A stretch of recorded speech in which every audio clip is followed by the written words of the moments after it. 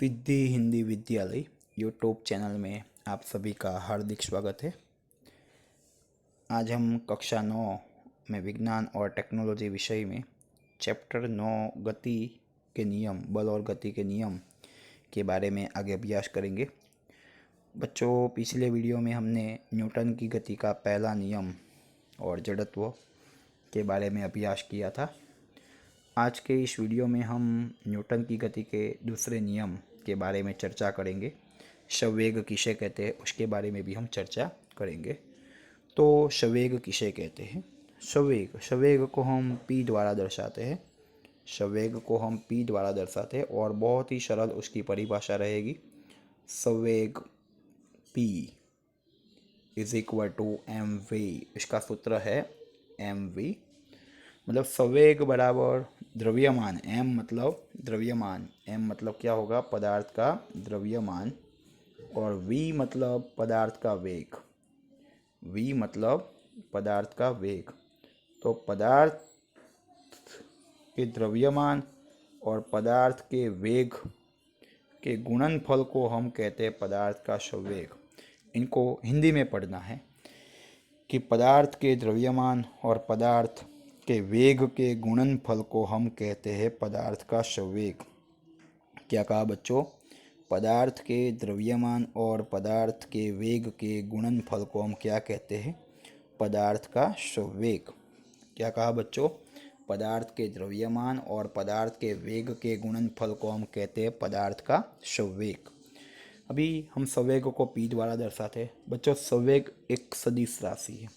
संवेग सदिश राशि है और संवेग को दर्शाने के लिए जो p का उपयोग होता है। सदिश राशि है मतलब उसको दर्शाने के लिए दिशा की भी ज़रूरत होती है, मान की तो ज़रूरत होती ही है, परंतु संवेग को दर्शाने के लिए दिशा की भी ज़रूरत होती है। अभी संवेग का जो मात्रक होता है उसके बारे में चर्चा कर लेते हैं। उसका SI मात्रक या तो MKS मात्रक कौन सा होगा? जो द्रव्यमान का SI मात्रक वो होगा kg, और वेग का मात्रक होगा मीटर प्रति सेकंड। जो द्रव्यमान का SI मात्रक है वो है kg और वेग का SI मात्रक है मीटर प्रति सेकंड। और जबकि CGS मात्रक है वो है, द्रव्यमान का रहेगा ग्राम और जो वेग का रहेगा सेंटीमीटर प्रति सेकंड। दोनों के मात्रक को डिफाइन करना है तो संवेग का मात्रक रेडी हो जाता है। SI मात्रक कौन सा रहेगा? किलोग्राम इंटू वेग का होगा मीटर प्रति सेकंड। जबकि CGS मात्रक कौन सा रहेगा? ग्राम इंटू सेंटीमीटर प्रति सेकंड। और संवेग सदिश राशि है तो संवेग की दिशा वो पदार्थ के वेग की दिशा में होती है। संवेग की दिशा पदार्थ के वेग की दिशा में होती है। अभी हम बात करते हैं बच्चों न्यूटन की गति का दूसरा नियम। न्यूटन की गति का दूसरा नियम। पर ये न्यूटन की गति का दूसरा नियम पढ़ने से पहले हम थोड़ी बहुत दूसरी बेसिक जानकारी भी इकट्ठा कर लेते हैं कि इस नियम में जो कुछ भी उपयोग में आने वाला है उसके बारे में हम थोड़ी चर्चा कर ले, फिर हम नियम को व्यवस्थित ढंग से पढ़ सकेंगे। बच्चों, हम p को कहते हैं संवेग। p को हम कहते हैं संवेग। अगर मैं आगे त्रिभुज लगा दूं, मतलब इसको डेल्टा कहूँ, तो इसको मैं कहूँगा संवेग में होने वाला परिवर्तन। p को हम क्या कहते हैं बच्चों? संवेग। p को हम कहते हैं संवेग। और हम त्रिभुज p मतलब डेल्टा p को हम क्या कहते हैं?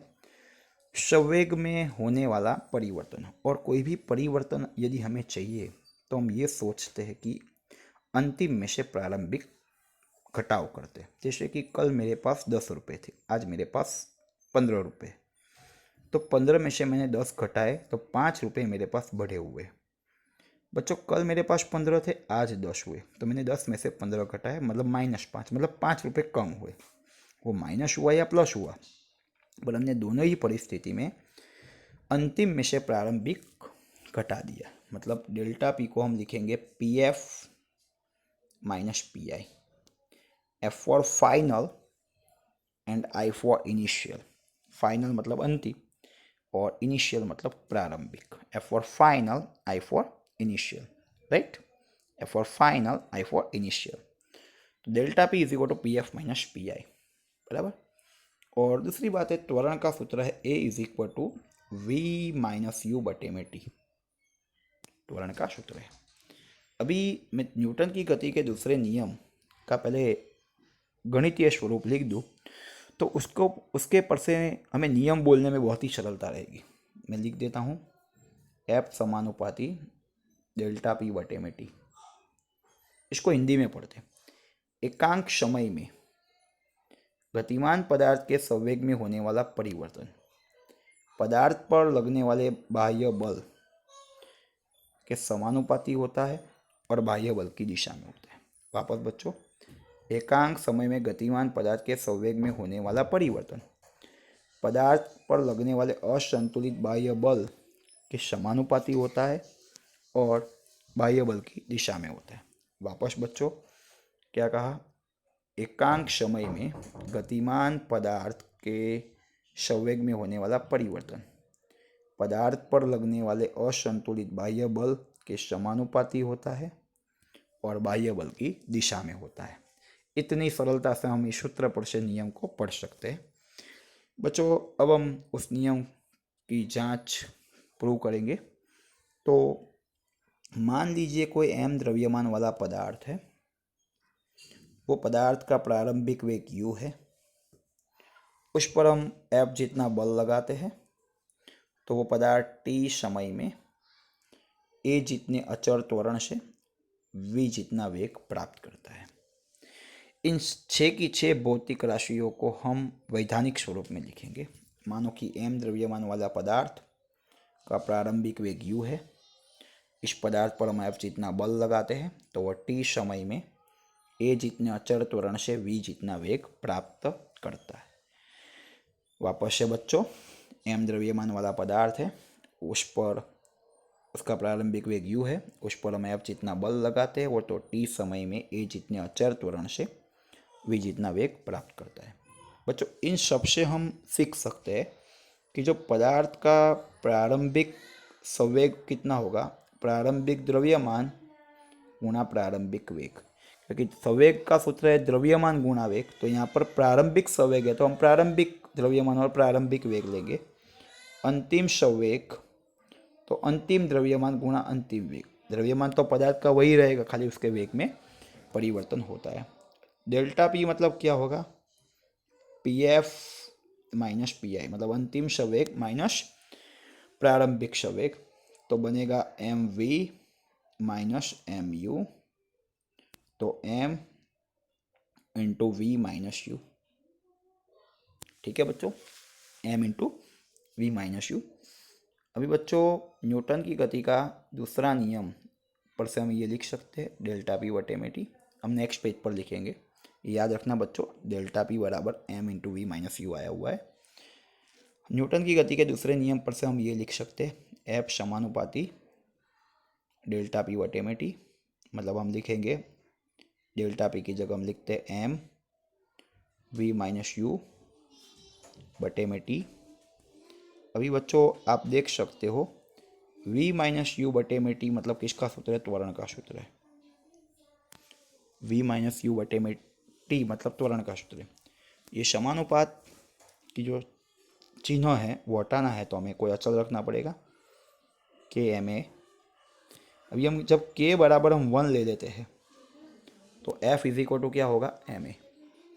f इज इक्वल टू क्या होगा बच्चों, एम ए। तो फाइनल सूत्र बना f is equal to M A. इसको हिंदी में पढ़ते हैं बच्चों, पदार्थ का द्रव्यमान और पदार्थ के त्वरण के गुणनफल को पदार्थ पर लगने वाला बल कहते हैं। 1 किलोग्राम द्रव्यमान वाले पदार्थ में 1 मीटर प्रति सेकंड स्क्वायर का त्वरण उत्पन्न करना है तो जरूरी बल 1 न्यूटन है, ऐसा हम कह सकते हैं। 1 किलोग्राम द्रव्यमान वाले पदार्थ में 1 मीटर प्रति सेकंड स्क्वायर का त्वरण उत्पन्न करना है तो जरूरी बल 1 न्यूटन है, ऐसा कह सकते हैं। बच्चों, इसका मात्रक हम सोचते हैं तो F is equal to M A. जो एसआई मात्रक है, द्रव्यमान का एसआई मात्रक है केजी और त्वरण का एसआई मात्रक है मीटर प्रति सेकंड स्क्वायर। और जो सीजीएस मात्रक है, द्रव्यमान का है ग्राम, त्वरण का है सेंटीमीटर प्रति सेकंड स्क्वायर। इसको हम कहते हैं न्यूटन, इसको हम पूरे संक्षिप्त में हम कह देंगे न्यूटन, जबकि इसको हम संक्षिप्त में कहेंगे डाइन, न्यूटन और डाइन।